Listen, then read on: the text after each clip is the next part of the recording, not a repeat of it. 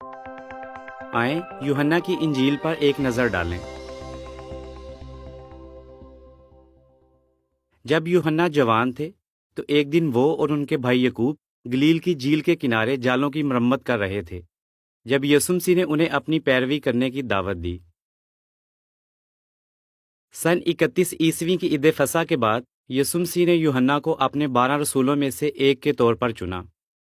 یوحنا یسوع کے قریبی ساتھیوں میں سے تھے اور انہی کو یسوع نے اپنی ماں مریم کی دیکھ بھال کرنے کی ذمہ داری سونپی تھی۔ یوحنا کی انجیل چاروں انجیلوں میں سب سے آخری انجیل ہے۔ اسے افسس میں یا اس کے آس پاس تقریباً 98 عیسوی میں لکھا گیا، یعنی یسوع مسیح کی موت کے تقریباً 65 سال بعد۔ ان سالوں کے دوران یروشلم کی تباہی کے بارے میں یسوع مسیح کی پیشگوئی پوری ہوئی۔ اس انجیل میں 92% معلومات ایسی ہیں جو دوسری انجیلوں میں نہیں پائی جاتی۔ یوحنا نے محبت کے بارے میں دوسرے انجیل نویسوں کی نسبت سب سے زیادہ لکھا۔ یوحنا کی کتاب میں 21 باب ہیں۔ پہلے باب میں زمین پر آنے سے پہلے آسمان پر یسوع کے کردار کے بارے میں بتایا گیا ہے۔ یسوع کا ذکر اس ہستی کے طور پر کیا گیا ہے جس کے ذریعے خدا نے باقی سب چیزیں بنائیں۔ یسوع کو کلام کہا گیا ہے اور یوں خدا کے نمائندے کے طور پر ان کے کردار کو نمایاں کیا گیا ہے۔ 2 سے 6 باب میں یسوع مسیح کے دور خدمت کے تقریباً 2 سالوں کے بارے میں بتایا گیا ہے۔ دوسرے باب میں یسوع مسیح کے پہلے معجزے کے بارے میں بتایا گیا ہے جو انہوں نے کانا میں ایک شادی پر کیا تھا۔ جب میں ختم ہو گئی تو یسوع مسیح نے معجزانہ طور پر تقریباً 380 لیٹر یعنی تقریباً 100 گیلن پانی کو اچھی مے بنا دیا۔ اس معجزے کو دیکھ کر یسوع مسیح کے شاگردوں کا ایمان اور مضبوط ہو گیا۔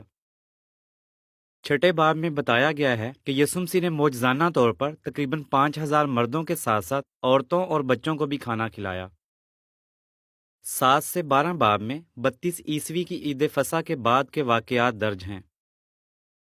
یسوع مسیح بیت عنیہ گئے اور وہاں اپنے دوست لازر کو زندہ کیا۔ اگرچہ لازر کو فوت ہوئے 4 دن ہو چکے تھے لیکن یسوع مسیح کے حکم پر وہ زندہ ہو گئے۔ 12ویں باب میں بتایا گیا ہے کہ یسوع مسیح ایک فاتح کی طرح یروشلم میں داخل ہوئے۔ اس موقع پر بہت سے لوگوں نے ان الفاظ میں ان کا خیر مقدم کیا، اے خدا اسے نجات دلا، اس شخص کو بڑی برکتیں حاصل ہیں جو یہوہ کے نام سے آتا ہے اور اسرائیل کا بادشاہ ہے۔ 13 سے 19 باب میں صرف ایک دن یعنی 14 نیسان 33 عیسوی کے واقعات درج ہیں۔ یسوع مسیح نے اپنے رسولوں کے ساتھ یروشلم میں ایک گھر کے اوپر والے کمرے میں عید فصح منائی۔ کیا آپ جانتے ہیں یوحنا کی کتاب میں ایسے ثبوت ملتے ہیں جن سے پتہ چلتا ہے کہ یسوع مسیح نے اپنے دور خدمت میں 4 بار عید فصح منائی۔ اس سے ثابت ہوتا ہے کہ یسوع مسیح کا دور خدمت 3.5 سال تھا۔ آخری عید فصح پر یسوع مسیح نے خاکساری کی بہترین مثال قائم کرتے ہوئے اپنے رسولوں کے پاؤں دھوئے جو کہ اس زمانے میں گھر کے ملازم کیا کرتے تھے۔ اسی شام بعد میں یسوع مسیح نے کہا، میں آپ کو ایک نیا حکم دے رہا ہوں کہ ایک دوسرے سے محبت کریں جیسے میں نے آپ سے محبت کی ہے۔ یہ ایک نیا حکم تھا کیونکہ اس کے مطابق یسوع مسیح کے شاگردوں کو ایک دوسرے سے اور بھی زیادہ محبت کرنی تھی۔ 17ویں باب میں یسوع مسیح کی وہ آخری دعا درج ہے جو انہوں نے اپنے شاگردوں کی موجودگی میں کی۔ اس کے بعد گتسمنی باغ میں یسوع مسیح نے بڑی دلیری سے ان سپاہیوں کو اپنی شناخت کرائی جو انہیں پکڑنے آئے تھے۔ اس کے تھوڑی دیر بعد یسوع مسیح نے سب انسانوں کے لیے اپنی جان قربان کر دی۔ 20 اور 21 باب میں بتایا گیا ہے کہ یسوع مسیح زندہ ہو جانے کے بعد کس طرح مختلف موقعوں پر اپنے شاگردوں سے ملے۔